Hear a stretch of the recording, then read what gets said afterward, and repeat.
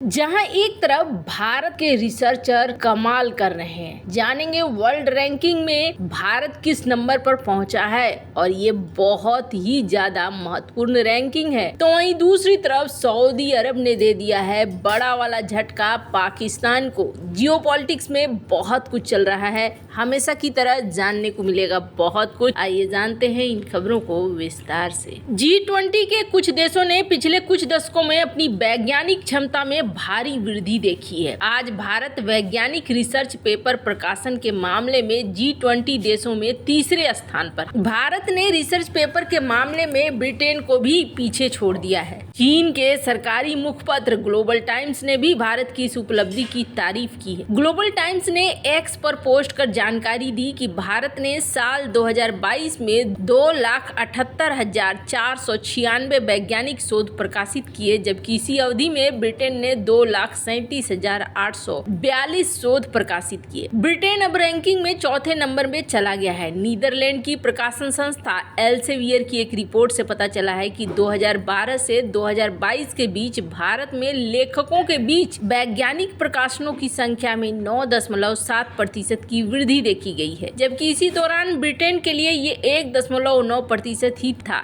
इस बीच चीन में शोध प्रकाशन की दर 9.3% और अमेरिका में 0.5% रही है। ये संख्या इसलिए भी महत्वपूर्ण है क्योंकि दुनिया में होने वाले कुल वैज्ञानिक शोध प्रकाशनों का 75% सहलेखन G20 देशों के शोध करते हैं। एल्सेवियर की रिपोर्ट के अनुसार 140 करोड़ की आबादी वाले भारत में शोध प्रकाशनों की संख्या बढ़ना अप्रत्याशित तो नहीं है, लेकिन ये महत्वपूर्ण है। इसका दीर्घकालिक प्रभाव पड़ता है। ये दिखाता है कि वैश्विक वैज्ञानिक उद्यमों में योगदान करने की भारत की क्षमता बढ़ रही है। भारत का बौद्धिक उत्पादन लगातार बढ़ रहा है। भारत में न केवल शोध पब्लिकेशन की मात्रा बढ़ी है, बल्कि अकादमिक गुणवत्ता में भी इसमें उपलब्धियों का दावा किया गया है। वैज्ञानिक शोध पब्लिकेशन की रैंकिंग में पहला नंबर चाइना का है। ग्लोबल टाइम्स के एक्स हैंडल पर की गई पोस्ट के अनुसार चीन ने साल 2022 में 10,22,322 वैज्ञानिक शोध प्रकाशित किए, जो कि G20 देशों में सबसे ज्यादा है। लिस्ट में दूसरे नंबर पर है अमेरिका 7,21,251 और 5वें नंबर पर है जर्मनी 2,07,35। इटली 6ठे नंबर पर है, जापान 7वें पे, कनाडा 8वें पे, ऑस्ट्रेलिया 9वें में, फ्रांस 10वें में है। ये बता रहा है कि भारत के वैज्ञानिक और भारत की बौद्धिक क्षमता काफी तेजी से बढ़ रही है। जहां एक तरफ ये सब कुछ हो रहा है, वहीं दूसरी तरफ कश्मीर को लेकर सऊदी अरब ने पाकिस्तान को जोरदार झटका दिया है और सऊदी अरब के क्राउन प्रिंस मोहम्मद बिन सलमान ने पाकिस्तान के प्रधानमंत्री शहबाज शरीफ के साथ एक संयुक्त बयान में कश्मीर पर भारत के रुख को दोहरा दिया है। दरअसल पाकिस्तान के प्रधानमंत्री शहबाज शरीफ दोबारा प्रधानमंत्री बनने के बाद सऊदी अरब के दौरे पर गए थे, जहां उन्होंने मोहम्मद बिन सलमान के साथ द्विपक्षीय बैठक ही की, जिसमें कश्मीर मुद्दे को उठाया गया। इस बैठक के बाद सऊदी पाकिस्तान की तरफ से जारी एक जॉइंट स्टेटमेंट में कहा गया कि कश्मीर को लेकर दोनों देशों को आपस में बातचीत करनी चाहिए। पाकिस्तान के प्रधानमंत्री के रूप में शहबाज शरीफ अपने दूसरे कार्यकाल के दौरान सऊदी अरब की अपनी पहली विदेश यात्रा पर हैं। उनकी यात्रा ऐसे समय में हो रही है जब पाकिस्तान आर्थिक और सुरक्षा संकट का सामना कर रहा है। अपनी मुलाकात के दौरान शहबाज शरीफ और MBS ने नकदी संकट से जूझ रहे पाकिस्तान के वित्तीय सहायता पर भी चर्चा की। उन्होंने गाजा पट्टी पे चल रहे संघर्ष पर भी चर्चा की। शहबाज शरीफ के साथ अपनी मुलाकात में क्राउन प्रिंस ने भारत और पाकिस्तान के बीच कश्मीर विवाद और अन्य मुद्दों को सुलझाने के लिए द्विपक्षीय बातचीत की महत्व पर जोर दिया है। सऊदी नेता का रुख इस मुद्दे पर भारत की स्थिति से मेल खाता है। नई दिल्ली का लंबे समय से ये मानना है कि भारत और पाकिस्तान के बीच सभी मुद्दे द्विपक्षीय प्रकृति के हैं और इसमें किसी तीसरे देश या समूह के हस्तक्षेप की कोई जगह नहीं है। क्राउन प्रिंस के साथ शहबाज शरीफ की बैठक के बाद जारी एक ज्वाइंट स्टेटमेंट में कहा गया कि दोनों पक्षों में क्षेत्र में शांति स्थिरता सुनिश्चित करने के लिए दोनों देशों के बीच लंबित मुद्दों पर आपस में ही बातचीत होनी चाहिए। विभाजन के बाद से ही भारत और पाकिस्तान के बीच जम्मू और कश्मीर को लेकर विवाद रहा है और दोनों देश 1947, 48, 1965, 1971, 1999 में युद्ध लड़ चुके हैं। पाकिस्तान ने भी कश्मीर में आतंकवाद को बढ़ावा बढ़ावा दिया और पाकिस्तान स्थित वहां से समर्थन प्राप्त आतंकवादी समूहों ने कश्मीर के बाहर भी भारत पे हमले किए, जैसे कि दिल्ली में 2001 का संसद हमला, 2008 का मुंबई आतंकवादी हमला। हाल के सालों में नरेंद्र मोदी सरकार ने कहा है कि बातचीत और आतंकवाद एक साथ नहीं चल सकता है। 2019 में रक्षा मंत्री राजनाथ सिंह ने कहा था कि पाकिस्तान के साथ बातचीत अब केवल जम्मू कश्मीर के उस हिस्से पर होगी जिस पर पाकिस्तान ने अवैध रूप से कब्जा कर रखा है। इस बैठक के दौरान दोनों नेताओं ने पाकिस्तान में $5 अरब के निवेश की भी पेशकश की। नकदी की कमी से जूझ रहा पाकिस्तान आर्थिक संकट से बाहर निकलने के लिए IMF से बातचीत भी कर रहा है। सऊदी अरब जाने के पीछे शहबाज शरीफ का एक बड़ा मकसद था, लेकिन यहाँ पर वो मकसद सही होता हुआ नहीं दिख रहा है। आपको बता दें, सऊदी और पाकिस्तान के बीच में कश्मीर मुद्दे को लेकर तभी एक अलग रास्ता बनना शुरू हुआ था जब भारत ने आर्टिकल 370 हटाया था। और जैसे ही भारत ने आर्टिकल 370 हटाया था, उसके बाद OIC के साथ पाकिस्तान एक बैठक करना चाहता था और इस बैठक को लेकर सऊदी अरब ने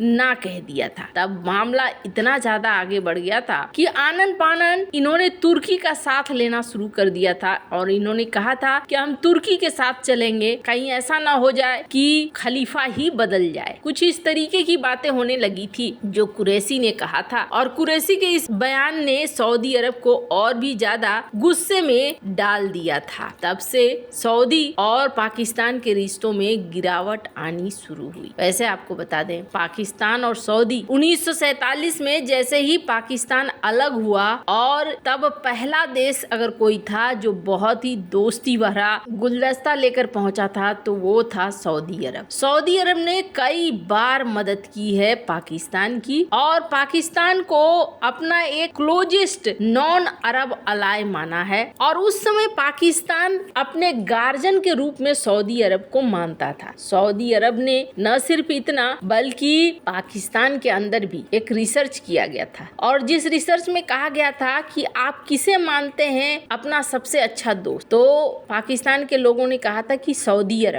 अरब हमारा हमेशा से फेवर करते हैं। लेकिन अब यहाँ पर चीजें धीरे धीरे बदलती हुई दिख रही हैं। सऊदी अरब में MBS के शासन आने के बाद बहुत सारे बदलाव भी देखने को मिल रहे हैं और इस बदलाव में ये भी देखने को मिल रहा है कि सऊदी अरब अब ऐसे तरीके से चल रहा है कि उसे दुनिया भर में समर्थन मिले। वो कुछ पुराने अंदाज से नहीं चल रहा है, पुराने तरीके बदल चुका है सऊदी अरब और ये देखने को मिल रहा है। आप देख सकते हैं कि किस तरीके से सऊदी अरब सौंदर्य प्रतियोगिताओं में भी अब अपने उम्मीदवारों को भेज रहा है। मतलब जो चीजें कभी सोची नहीं गई थी वो सारी चीजें भी अब यहाँ पर हो रही हैं। ऐसे में सऊदी अरब अब चाहता है कि भारत और पाकिस्तान खुद से अपने मामलों को हल करे। वैसे ये माना जाता है कि हो सकता है भारत और पाकिस्तान के बीच में व्यापार को भी करवाने के लिए सऊदी अरब यहाँ पर मध्यस्थ की भूमिका निभा सकता है। वैसे आपको क्या लगता है इन सब मामले में, आपकी क्या राय है, कमेंट कर जरूर बताएं। जल्द मिलते हैं अगले वीडियो में नई खबर के साथ।